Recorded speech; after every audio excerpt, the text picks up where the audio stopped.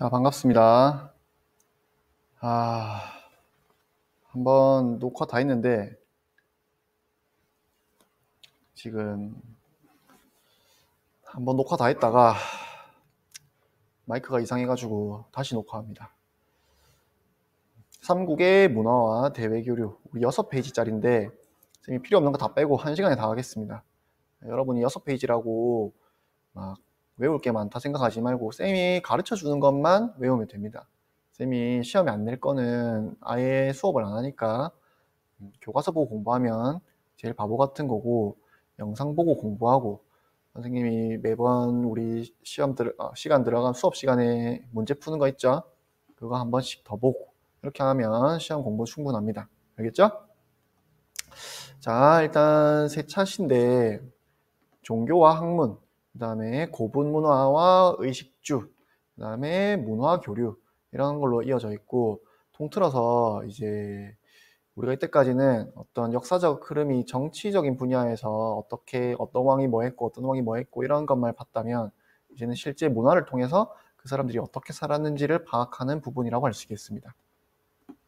자, 일단 삼국의 종교 이제 보면 이 불교 가장 먼저 우리가 빼놓을 수 없습니다. 불교. 우리 2학년 때 이 불교라는 종교가 어떻게 탄생했고 대략 어떤 교리를 담고 있는지 간단하게 배웠는데, 인도의 고타마 시다르타라는 우리 흔히 석가모니라고 부르죠.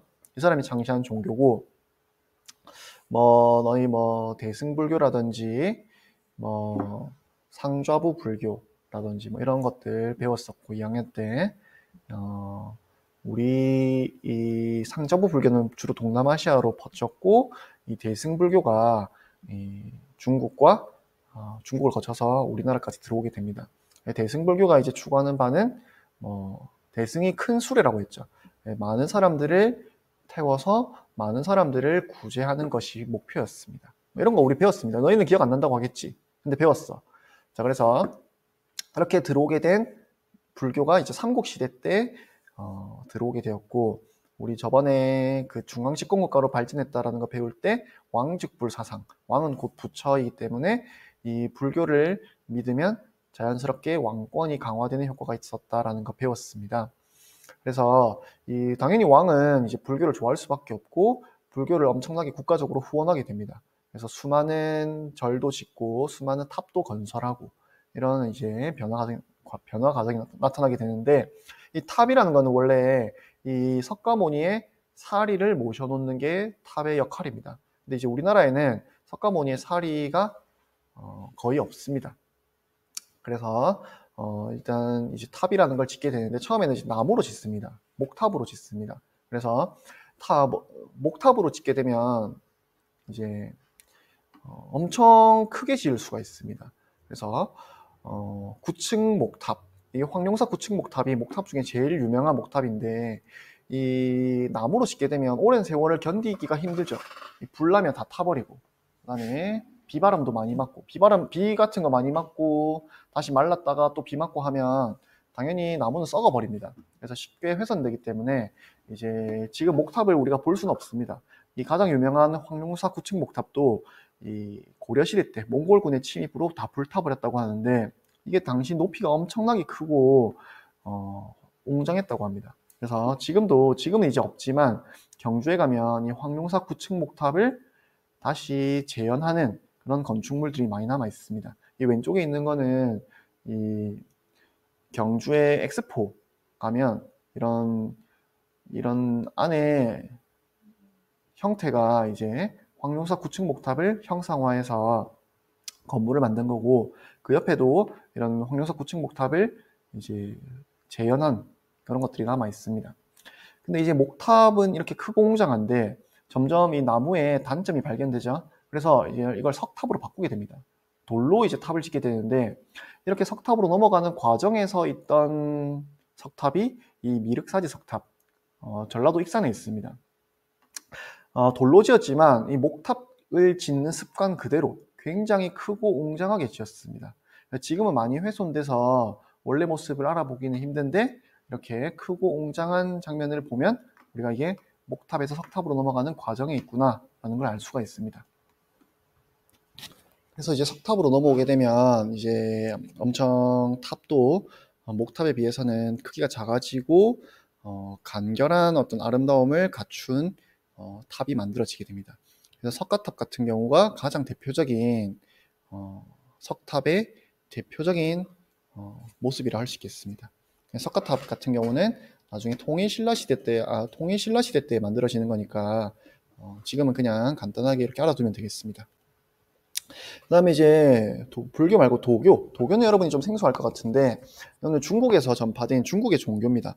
종교고 이제 불로장생하는 불로장생, 이제 늙지 않고 오래 사는 거, 그 다음에 신선서상, 이제 산에 들어가서 행복한 어떤 욕심 없는 이런 삶을 꿈꾸는 게 이제 도교의 삶이고, 이게 귀족 사회에서 크게 유행하게 됩니다. 그래서 가장 대표적인 어떤 유물 중에 하나가 이제 금동대양로라는 것이고, 도교에서 표현하는 그런 세상을 이렇게 향로에 예술적으로 아름답게 표현한 것이 이 금동대양로입니다. 그 다음에 강서대묘, 이거는 고구려의 무덤입니다. 고구려 무덤의 이제 벽화에 보면 현무도라는 게 그려져 있습니다. 그래서 이런 북쪽을 지키는 현무라든지, 아니면 여러분 뭐 좌청룡, 우백호 이런 말 혹시 들어봤는지 모르겠는데 남쪽을 지키는 주작, 이런 것들 다 도교에서 나온 상상 속의 동물들입니다. 그래서 이런 벽화를 볼 때 당시에 도교가 이제 많이 퍼져 있었다는 것을 우리가 알 수가 있겠죠. 그 다음에 유학, 우리가 보통 유교라고도 부르고 유학이라고도 부르는데, 유교는 사실 약간 종교적인 느낌은 별로 없습니다. 이건 이제 약간 학문적인 느낌이 강한 어떤 이데올로기인데, 역시 중국에서 전파되었고, 우리 뭐 공자의 말씀, 그 제자백과 할 때 여러분 다 배웠을 겁니다. 2학년 때. 그래서 이 유학이 역시 삼국시대에 전파되게 되었고, 이게 나중에 중앙집권국가로 발전하는데 큰 도움을 줬다고 선생님이 설명한 적이 있습니다. 이 유학이라는 것은 왕에 대한 충성을 강조하는 사상이죠. 그러다 보니까 이 유학이 많이 퍼져 있었다는 사실을 우리가 알 수 있는 것이 고구려의 태학이 설립되었다. 우리 소수림왕 때 나왔었습니다. 그 다음에 백제도 보면 오경박사라는 직책이 있었다고 합니다. 이 오경박사는 5가지 경전을 이제 강의하는 박사라는 걸 의미하는 거죠. 5가지 경전이 유교 경전입니다. 그 다음에 신라의 임신서기석이라는 비석, 이건 비석인데 이 비석의 내용을 읽어보면 신라의 청소년들이 이제 몇 년 내에 유교 경전을 이걸 공부하자라는 약속을 비석으로 만든 게 발견됐습니다. 그래서 그만큼 이 신라 청소년들이 유학을 깊이 탐구하고 공부해야 되는 대상으로 여겼다라는 것은 그만큼 유학이 많이 퍼져 있었다라는 사실을 우리가 알 수 있는 거죠. 그 다음에 과학기술 중에 하나가 바로 이 첨성대입니다. 가장 유명한 거죠. 신라 경주에 가면 있는 이 천문 관측 기구라고 알려져 있는데, 선생님이 이게 볼 때는 이 천문 관측하려고 만들었으면 뭔가 올라가기가 더 편해야 됐을 것 같은데, 실제로 가본 사람들 많겠지만 올라가기 굉장히 불편합니다. 그래서 여기 올라가서 어떻게 천문 관측을 했을까? 이게 정말 천문 관측 도구일까? 이런 생각이 들긴 하는데, 어쨌든 지금까지 가장 정설로 받아들여지고 있는 것은 천문 관측 기구였다라는 내용입니다. 자, 그 다음에 고분 문화 보겠습니다. 자, 그래서 우리가 이 고분, 이게 무덤이죠, 무덤인데 이 무덤 양식을 보면 상당히 또 그 시대 사람들의 삶을 우리가 잘 알 수 있습니다. 고구려 초기의 무덤에 보면 이게 돌무지 무덤이라고 하는데, 이런 식으로 돌을 쌓아서 이제 만드는 무덤이 이 초기 고구려 무덤입니다. 근데 이제 후기로 넘어가게 되면 새로운 무덤 양식이 나타나는데, 이게 바로 굴식 돌방 무덤인데, 굴식 돌방 무덤의 특징은 이렇게 큰 입구가 있습니다. 입구가 있고 여기로 걸어 들어가서 방을, 큰 공간이 하나 나오고, 여기를 더 들어가면 이제 관이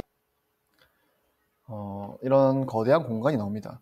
근데 문제가 뭐냐면 이게 입구가 있기 때문에 쉽게 무덤에 들어가서 이 도굴꾼들이 여기 있는 많은 보물들을 들고 나올 수가 있습니다.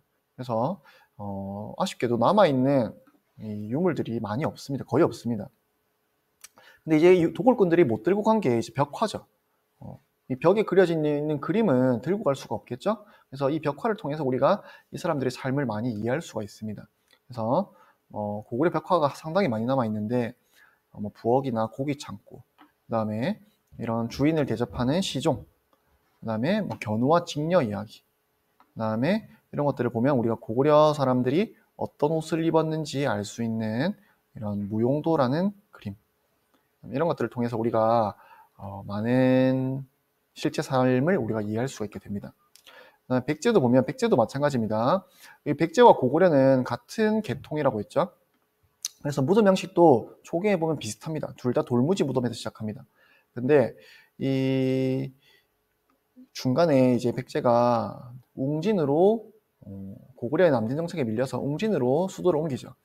자, 웅진 시기에 보면 이 벽돌 무덤이라는 독특한 양식이 등장하는데 이게 바로 중국의 남조의 영향을 받은 겁니다. 그래서 백제가 이렇게 지금 웅진에서 어떤 고립된 상태에서 이 고립에서 벗어나기 위해서 중국과 활발히 교류했다는 것을 우리가 알 수 있고, 이 대표적인 벽돌 무덤이 무령왕릉이라는 무덤이 있습니다. 이 무령왕릉은 이 도굴꾼들에게 발견되지 않고 1970년대에 우연히 이제 발견됩니다. 그래서 상당히 많은 유물들이 여기서 쏟아져 나오는 가장 유명한 무덤이라 할 수 있겠습니다. 그래서 이 벽돌 무덤이라는 독특한 양식이 백제에 나타나게 되고, 후기에 가면 역시 굴식 돌방 무덤으로 이제 똑같아집니다. 이거는 사비로 전도했을 때 나타나는 무덤 양식입니다. 역시 입구가 있고 벽화가 남아 있습니다. 그 다음에 신라. 신라는 고구려 백제가 하나의 계통인데 반해서 신라는 또 다른 계통입니다. 그래서 신라는 고구려 백제와 다른 무덤 양식이 나타나게 되는데 그게 바로 돌무지 덧널 무덤이라고 합니다. 이 돌무지 덧널 무덤은 입구가 없습니다. 그래서 이 관이 있고 그 다음에 돌로 거기를 덮은 다음에 다시 엄청난 크기로 흙을 덮어 놓은 무덤이 돌무지 덧널 무덤입니다. 그래서 이 돌무지 덧널 무덤은 도굴꾼들이 도굴을 할 수가 없습니다. 왜냐하면 한밤중에 보통 도굴은 밤에 해야겠죠?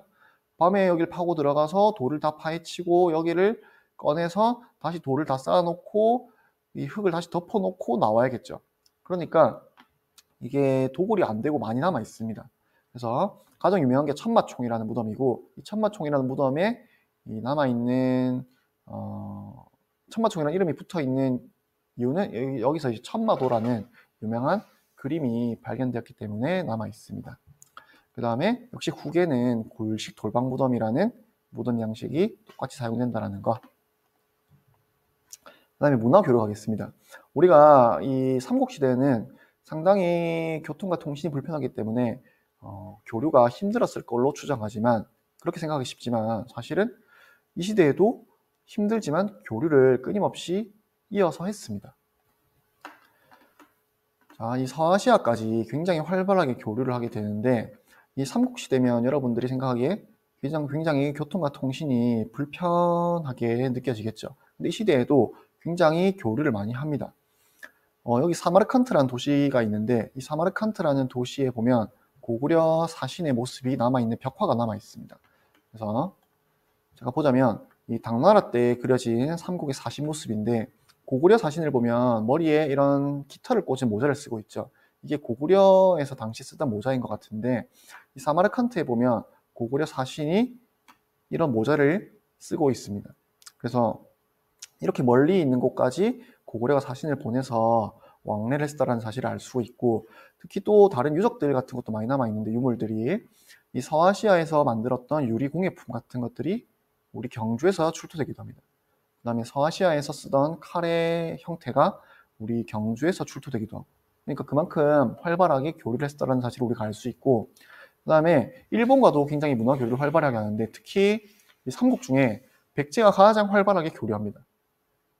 근데 이게 사실 지금도 논쟁이 굉장히 많은 게, 과연 어떤 나라가 어떤 나라에게 문화를 전파해 주었나, 어떤 나라가 더 앞선 문화였나, 이 논쟁이죠. 그래서 우리나라 같은 경우는 당연히 우리나라가 일본에게 문화를 전파해 주었다라는 입장이고, 일본은 그게 아니라 자기들이 이 한반도 남부를 점령해서 여기를 관리했었다라는 그런 논쟁이 아직도 일어나고 있습니다. 그래서 이 문화 교류 중에 가장 대표적인 예가 이 미륵보살 반가사유상입니다. 왼쪽에 있는 게 대한민국 국보고요. 오른쪽에 있는 게 일본의 국보입니다. 근데 거의 한 사람이 만든 것처럼 거의 동일한 스타일이죠. 우리나라 거는 금동으로 만들었고 오른쪽에 있는 일본 거는 나무로 만든 겁니다. 그래서 굉장히 문화 교류가 활발했고 이런 예술 작품에서 그런 어떤 사실을 우리가 확인할 수 있습니다. 자, 그래서 여기까지고 문화 파트 짧게 한번 해봤습니다.